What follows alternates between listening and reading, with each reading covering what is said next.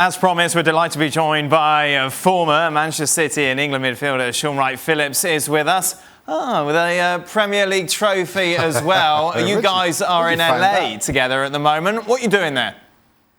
So basically, we came here yesterday and I played a pickup game on Venice Beach with Venice Beach Football Club, and also we had a Puma launch for the new home and away kit at Nicky Sports for the fans and obviously everybody in America, and the turnout was amazing, really.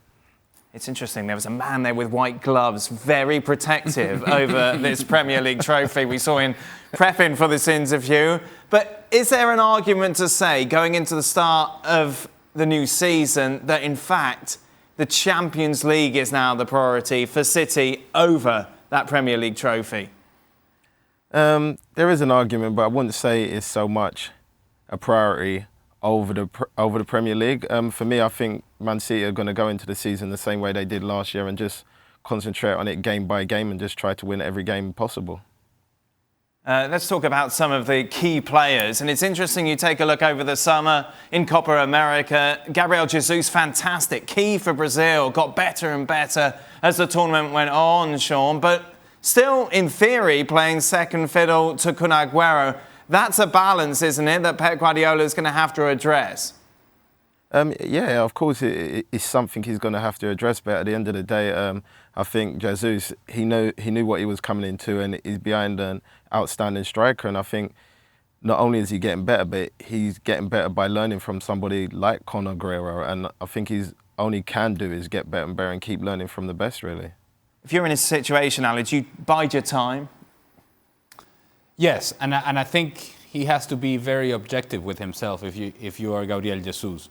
He's not only second to Kun Aguero at Manchester City, he's also second to Roberto Firmino to play that center forward position with Brazil.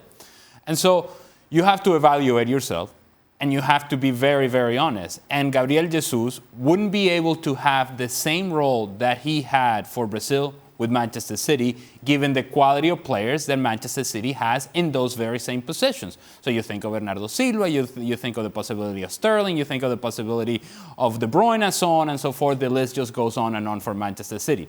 Not quite for Brazil, or at least this version of Brazil, so he was able to play on that right side of the attack.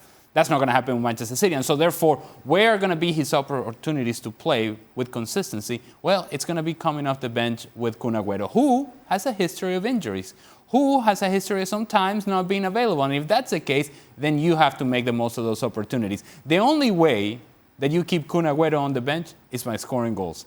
But the only way you're going to score goals is you get on the field, and that's a decision that Pep Guardiola has to make. Of course, one man who had plenty of playing time last season was Raheem Sterling.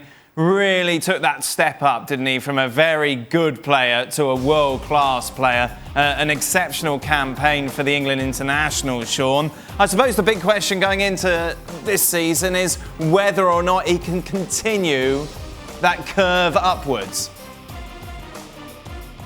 Shaun. Yeah, for me, I think with his potential and the way his style of play and the areas he gets himself into, I think he possibly can do the exact same thing again.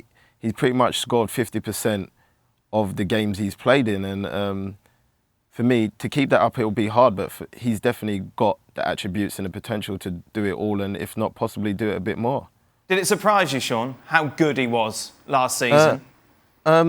I could say yeah, but then at the same time I'd say no, because since he's moved from Liverpool to Man City year after year, he's pretty much just got better and better, and he just keeps showing people, no matter what obstacles he comes up against on and off the field, he's mature enough to rise above them and keep pushing himself. Jack, it's coming to that time where I'm starting to address my fantasy team. Yeah. Should he be in it? Without question, at whatever price Raheem Sterling is offered. And listen, as quickly as he's trended upwards since his arrival at Manchester City, and when you improve as quickly as you do, you automatically start thinking, well, when is that progress going to slow down? But as you look at Raheem Sterling, there is nothing that suggests that he's slowing any, or nor should he. He's still got more than a half a yard apiece and just about everybody he's going to come up against. I think he continues to improve as a finisher, and his understanding and runs off the ball also continues to improve.